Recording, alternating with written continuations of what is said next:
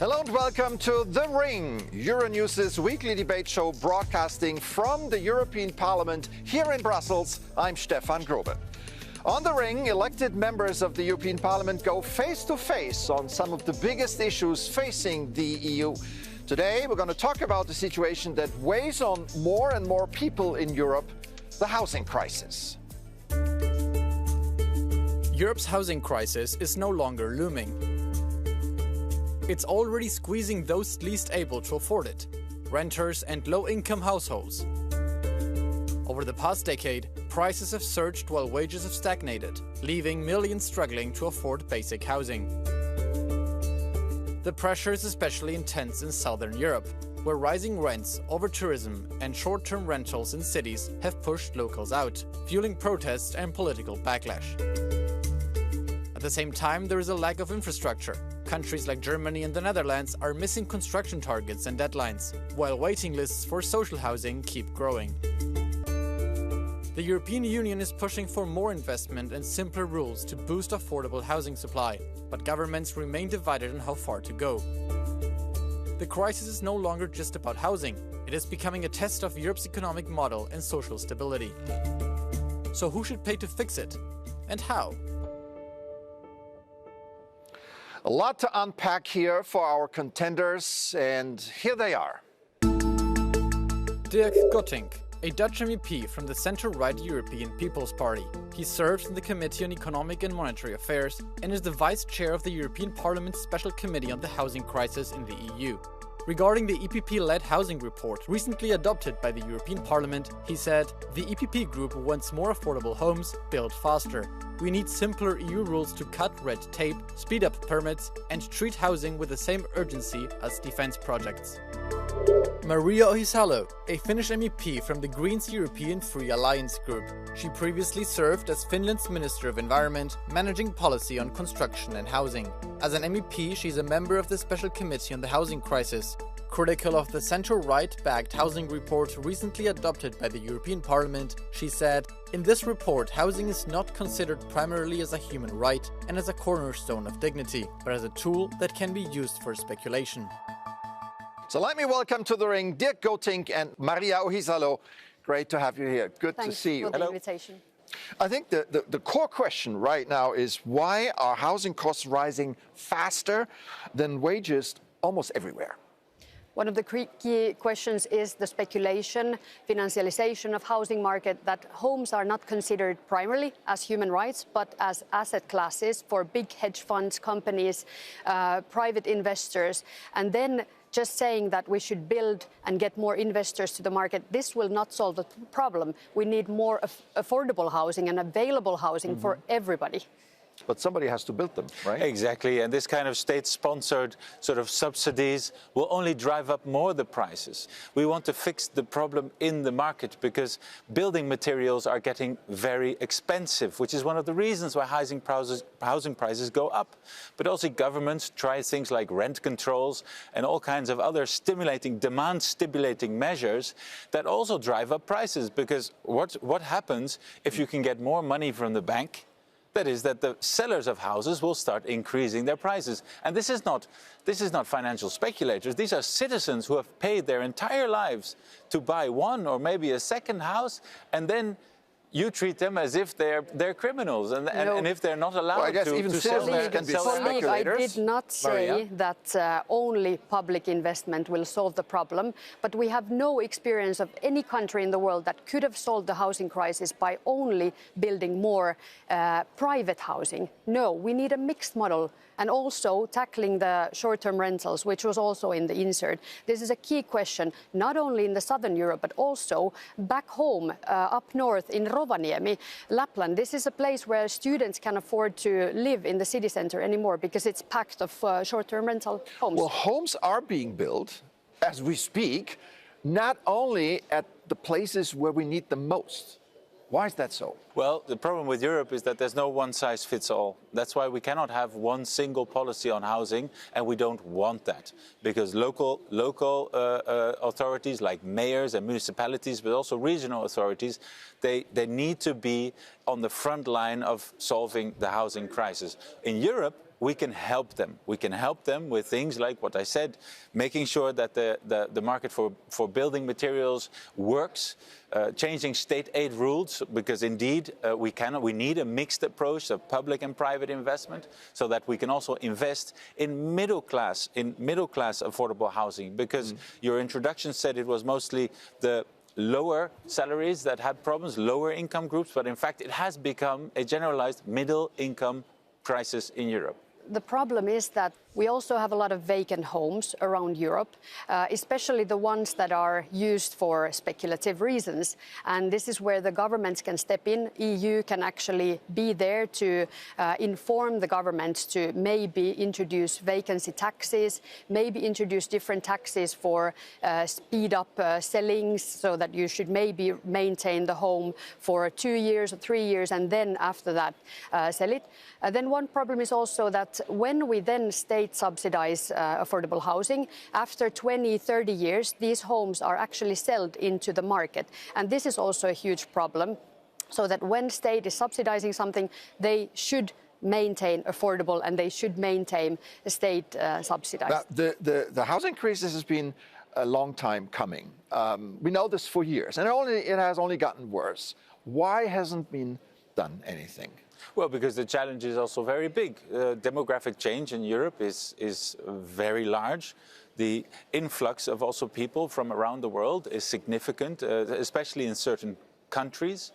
But again, there is no single solution to the problem. What we need is that people are not criminalized for investing in a home. And often in many places, their homes are their pensions. Because in countries like Finland and the Netherlands, pensions are organized via your income at your employer. But many people in other parts of Europe, actually they buy a house in order to secure income after they retire, which means that we need to respect and protect those properties as well, because this is very important for citizens around Europe. So my approach would be, find a balanced approach. See where Europe can help. Get out of the way of construction, for example, because there's a lot of rules around building a house, and everything that has to do with a house is regulated by Europe. And in the Netherlands, for example, we are going slower than we could because of environmental, often.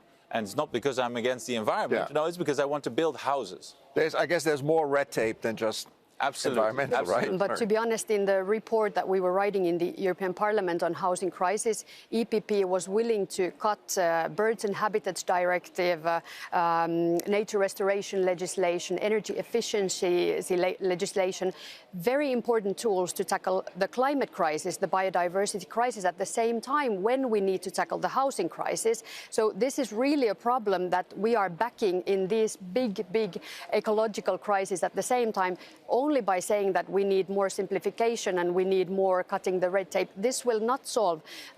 Building faster and low-quality homes will not solve the problems of climate change, altering our ways of living, summers becoming hotter and hotter, floods affecting our housing also. We need to tackle all the crises at the same time. What about companies like Airbnb? How do they distort the market? And we've seen big cities like Amsterdam, Barcelona, restricting this. Yes. No, they can have a huge impact in the big tourist destinations. My colleague mentioned Lapland, but also Amsterdam, or go around any big city in the Mediterranean. The issue is that some colleagues of mine want to go for the headline and say Europe needs to solve the problem, but there's nothing mayors and local authorities cannot do at the moment to solve the problem. Amsterdam has the strictest rules on short-term rentals in all of Europe. So be careful with asking for Europe to solve a problem which everyone actually already can do on their own. Maria. But this is something that we are now waiting eagerly from the Commission, that they would give a proposal on short-term rentals again. There was one done last term, but it was not enough. And I'm afraid that the regular people are not put into the center of the legislation, that we're not looking at the affordability, but we're only looking at touristification. And of course, the Greens will not ban the whole Airbnb and short-term rentals in general, but we want to make the local authorities able to use all the tools in their hands. I bet there are still ways that EU can also instruct, let's say, on the times, how long the places can be on Airbnb or other short-term rentals schemes. We need open registries of all the actors in the sector, and we need to really think whether in very, very affected areas we should maybe think about the bans, because there are these from Lisbon to Rovaniemi. But this should absolutely not be done from a European level. These are local and national decisions, and you don't need Europe to solve a national problem, and that's what we're doing. But then also Europe should not say that you should not use all the tools that you have on your hands, like in some cases. All right. Well, let me stop you here as we're just getting warmed up. Now it's time for our viewers to get a real flavor of the European Parliament chamber, where members ask each other questions. And sometimes it can get heated. That means it's time for you to challenge each other directly, just as you do in the hemicycle behind us. So let's get started, and I start with Maria. All right. As was mentioned, climate crisis is one of the biggest crises we are facing as humankind. And good ways to cut emissions in housing are making renovations accessible for everybody all over Europe and boost energy efficiency. In the negotiations, as I already mentioned, anyhow, EPP wanted to dismantle quite a lot of these tools, and you were not willing to have, for example, dedicated funding for renovations in the EU level to really make housing affordable and sustainable at the same time. So why is this?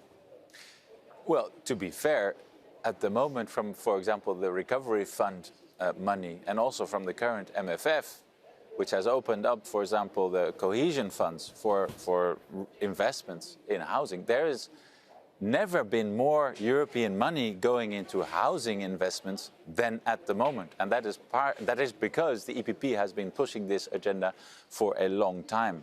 Secondly, whenever we invest, we don't do that with a blank check. Of course, there are standards, and I fully agree, and that's why we put that also in the report, that we need energy-efficient housing. There's no point in giving someone a house which then costs a lot in income to heat, for example. So we need energy efficiency. In fact, in Europe, we have the highest building standards in the world. People forget that. But in all these rules that we have made and the standards we have built, there are also some that we don't need and that are excessive. For example, minimum heating temperatures for corridors where nobody comes in winter. Some things we should be able to look at pragmatically and not only dogmatically and say, oh, if you touch a nature-related law, then you're against the environment or climate change. That's not true. What we want is to fix some of the complexity that is in the legislation. And everyone tells us, everyone, the builders, the investors, everyone tells us, please make it easier to invest, make it easier to build, and then the houses will come.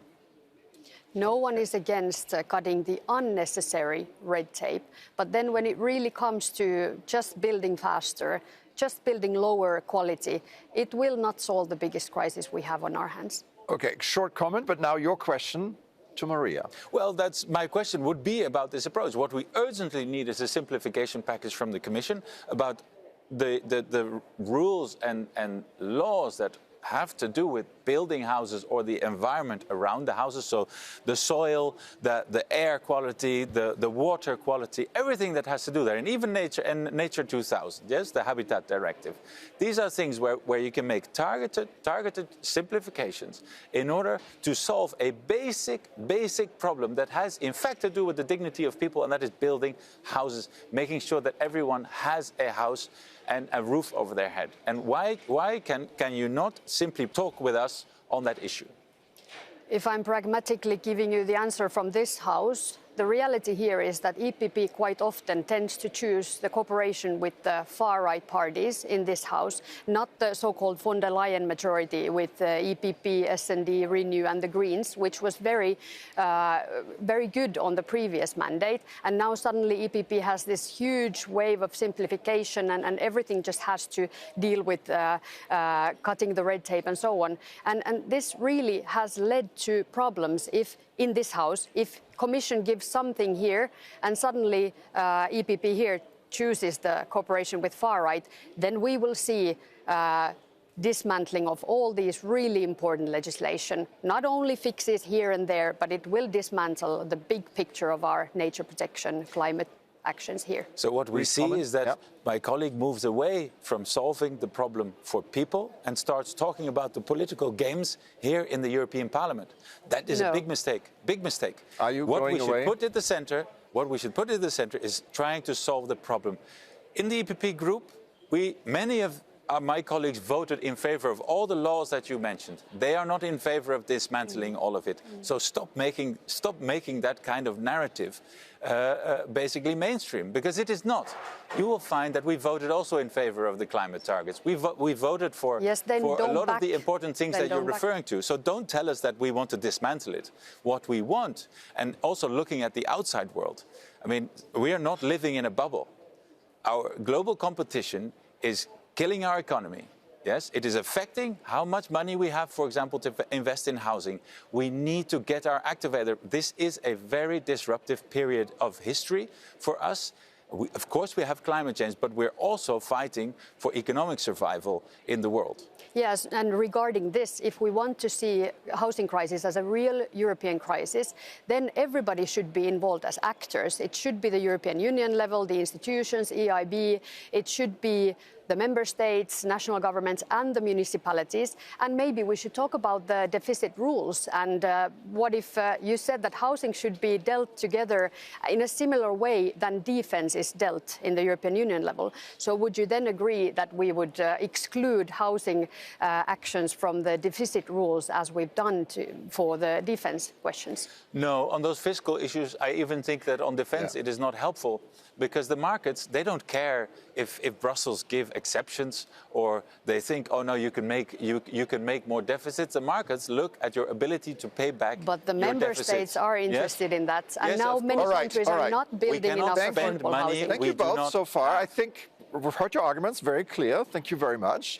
Now it's time to bring in a new voice into this debate. And here I would like to bring in French Prime Minister Sébastien Lecornu. In January, during a press conference on France's national plan to address the housing crisis, he said this: "I have no doubt that we will be closely watched for our collective ability to succeed and deliver 2 million homes by 2030. Housing is one of the major emergencies in the country." Dirk, your comment. Building 2 million homes, is this the ultimate solution to this? It's a good election slogan. It's a good election slogan for the French elections. Yeah. But honestly, start with one, and then do another one, and then do another one. Yeah. Putting long-term targets. I mean, it's interesting for the communication, but nobody can live in a promise. Okay. Yes? Is that realistic? Well, actually, in the introduction, there was already a mention about some countries. Germany, for example, a big EU country that has no proper targets. This is a problem. If we don't see where we're heading, obviously we're not doing enough efforts to reach it. Yeah. Can the EU meet climate goals without worsening the housing crisis? Definitely. If we decide to do so, we have proper EU legislation on cutting emissions, the 2040 target by cutting 90% of our emissions. This is a very good example to show to the rest of the world that EU is still working, even though there's a lot of discussions that we should maybe back on our climate targets. But at the same time, taking all the tools that we have on our hands, as I mentioned, from the EU level to national governments to municipalities, and taking the best practices into use. Even though if it's not European Union or Parliament Commission that can solve the crisis by itself, let's say there's a good practice on housing first, for example. This has been a very functional tool in cutting down the numbers of homelessness. Finland has been the country that actually was nearly reaching the goal of eradicating all homelessness in our country. I mean, the question is always who pays for upgrades, right? Does that push rents even higher? It's a good question, and I agree that the approach in Finland has been very interesting and successful, but Finland is also one of the richest countries in the world. We cannot replicate what Finland has done in all other member states. I want to talk about young people after the break. We'll be back with more. Don't go away.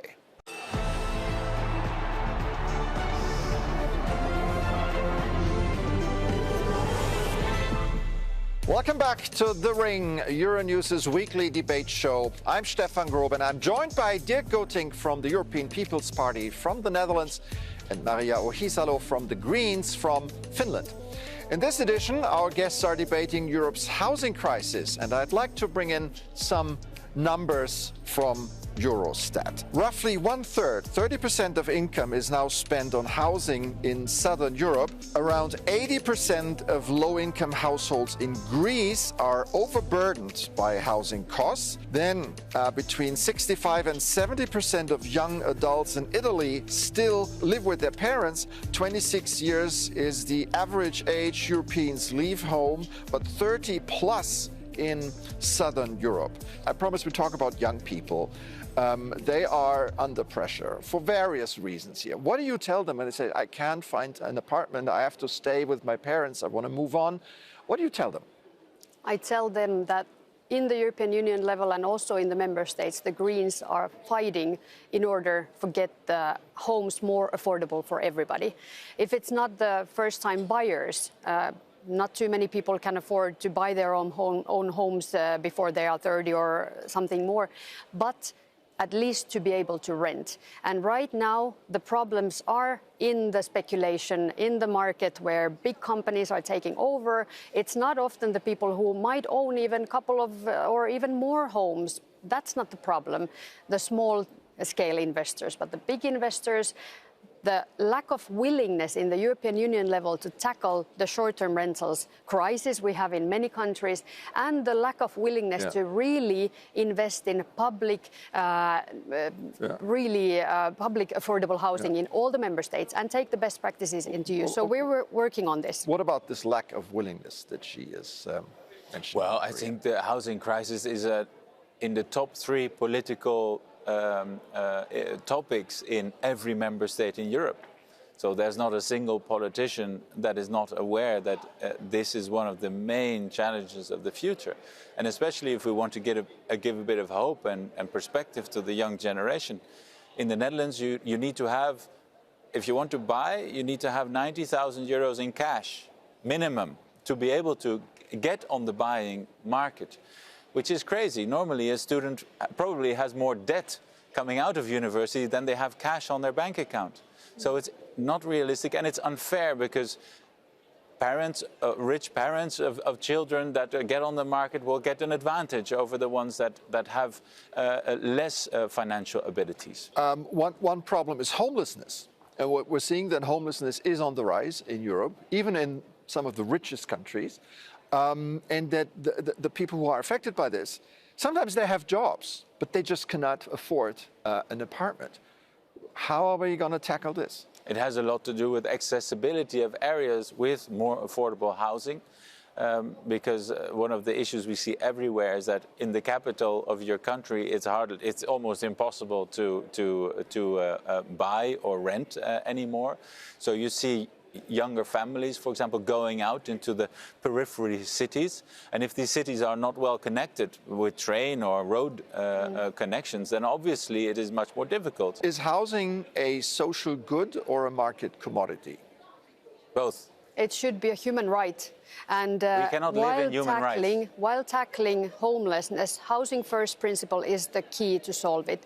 So you first give the home to a person. That is where, if you can also invest into services to this person who has probably lived in the streets for years, then this person can maintain the home and will not be kicked out to the streets again.